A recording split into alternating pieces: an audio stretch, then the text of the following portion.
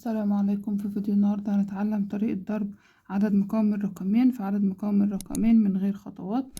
لو عايزين نضرب 16 في 31 هنعمل ايه؟ اول حاجة هنضرب احد في احاد، 1 في 6 ب6.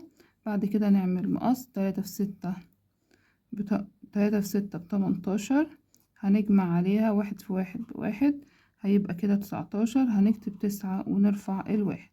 بعد كده ناخد العشرات في العشرات، 1 في 3 ب3، ومعايا 1 هيبقى 4. يبقى الإجابة 496. هنتأكد برضو باستخدام الآلة. عندي 16 في 31 هتساوي 496.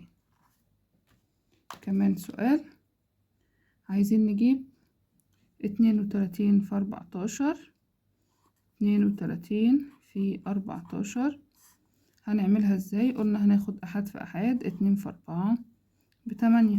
بعد كده نعمل مقص ونجمعهم مع بعض، 1 في 2 ب2، هنجمع عليها 3 في 4 ب12، 2 و12 يبقى 14. هنكتب الأربعة وهنرفع الواحد. بعد كده نضرب عشرات في عشرات، 1 في 3 ب3، واحنا معانا واحد هيبقى الإجابة 4. يبقى كده 448. وهنتأكد برضو باستخدام الآلة. عايزين نضرب 32 في 14 هتبقى ب448.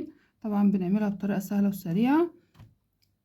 كمان سؤال، عايزين نضرب 82 نضربها في 37. قلنا هنعمل ايه؟ هناخد الأحاد مع الأحاد، 2 في 7 ب14. هكتب 4 وهرفع الواحد عشان نضيفه على العشرات. بعد كده نعمل مقص، 2 في 3 ب6، هنجمع عليها 7 في 8 ب56. هنجمع 6 زائد 56 62. يبقى معانا واحد، يبقى 63. 3 وهنرفع الستة.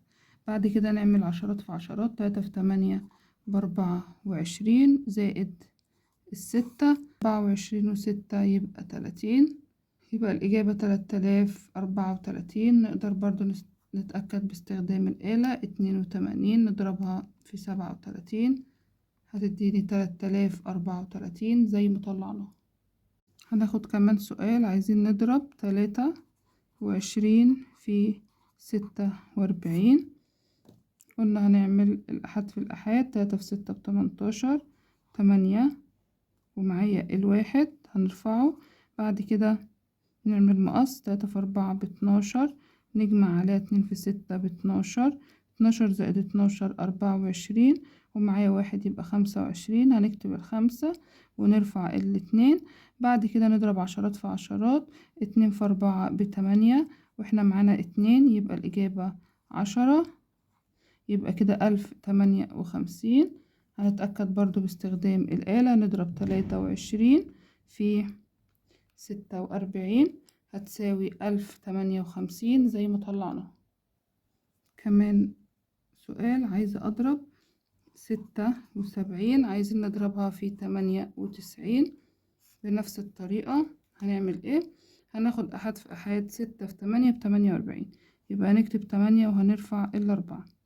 بعد كده نعمل مقص، 6 في 9 ب54، 7 في 8 ب56. نجمعهم 54 و56، 50 و50 100، وعندي 4 و6 10، يبقى الإجابة هتبقى 110. يبقى كده هنجمع عليها الأربعة هتبقى 114. طبعا مش هنكتب الرقم ده كله، هنكتب بس الأربعة اللي في الأحاد وهنرفع ال11 فوق، نجمعهم على الخانتين اللي بعد كده.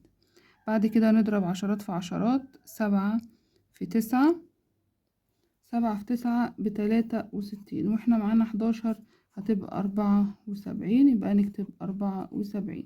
يبقى الإجابة 7448. هنتأكد برضو باستخدام الآلة.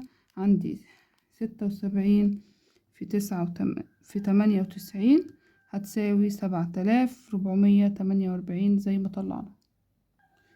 وبكده يكون انتهى الفيديو. يا رب تكونوا استفدتوا من الطريقة وقدرت افيدكم، استفدتوا من الشرح. ما تنسوش تعملوا لايك وتشتركوا في القناة. عشان يوصلكوا إشعار كل ما أنزل فيديو جديد. شكرا لكم، مع السلامة.